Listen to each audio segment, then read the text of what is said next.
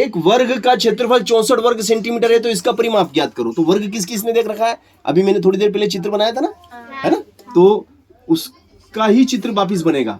देखो ये वर्ग है भैया, ये आपका वर्ग है। इसको नाम दे देंगे A B C D।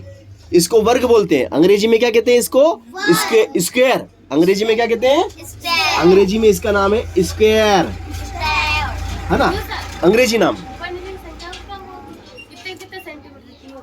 हाँ वो देखो इसका क्षेत्रफल। अब क्षेत्रफल की बात हुई ना, क्षेत्रफल किसको कहते हैं? जितना स्थान इसने घेरा अंदर का, ये अंदर वाला हिस्सा क्या कहलाता है?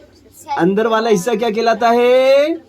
क्षेत्रफल कहलाता है। अंदर वाले हिस्से को क्षेत्रफल कहते हैं। और अंदर वाला कितना है? 64। अंदर वाला क्या है? 64 वर्ग सेंटीमीटर। अब देखो वर्ग के क्षेत्रफल का सूत्र बोलो। वर्ग का क्षेत्रफल का सूत्र बोलिए बेटा। वर्ग के क्षेत्रफल का सूत्र किसको याद है?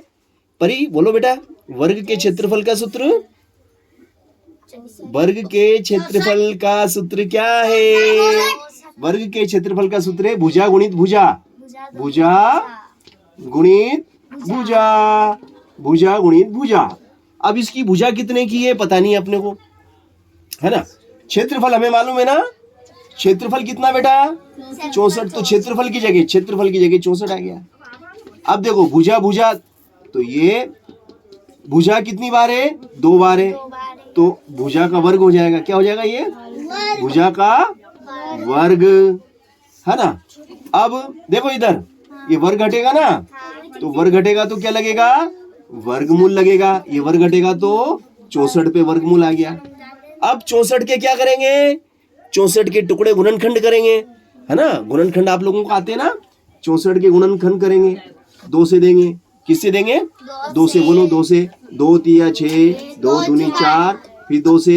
2 एकम 2, 1 इसको दिया, 2 छंग 12, फिर 2 से। 2 अठी 16, फिर 2 से। 2 चौक 8, फिर 2 से। 2 दूनी 4, फिर 2 से। 2 एकम। कितनी बार गया बेटा बताओ? कितनी बार गया ये? कितनी बार?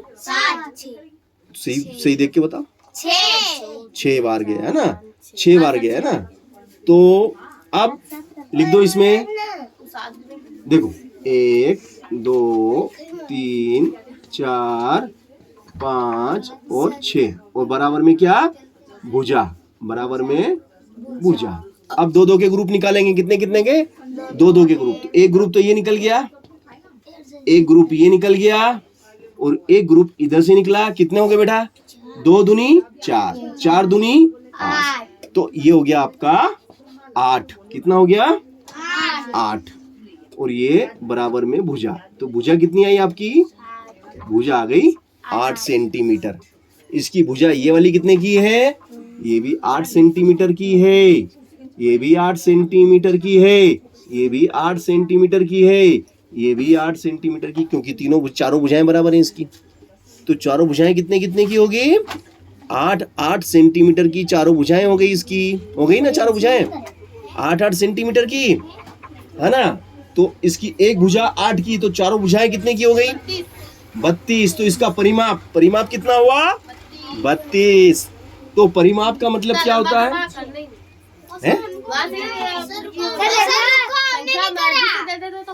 हाँ देखो, देखो इधर परिमाप कैसे लिखा जाता है। देखो परिमाप कैसे लिखा जाता है, ये देखिए। अब आप परिमाप, परिमाप मतलब होता है चारों भुजाओं का योग। कितनी भुजाएं इसमें? 4 है तो 4 लिख देंगे। 3 होती तो 3 लिखते हैं। चारों भुजाओं का योग। कितनी भुजाओं का? चारों को। तो चारों कितने की? 8 सेंटीमीटर धन 8 सेंटीमीटर धन 8 सेंटीमीटर धन 8 सेंटीमीटर। तो कितने हो गए भैया? बराबर में कितने? 32 सेंटीमीटर। परिमाप बराबर 32 सेंटीमीटर। परिमाप कितना आ गया?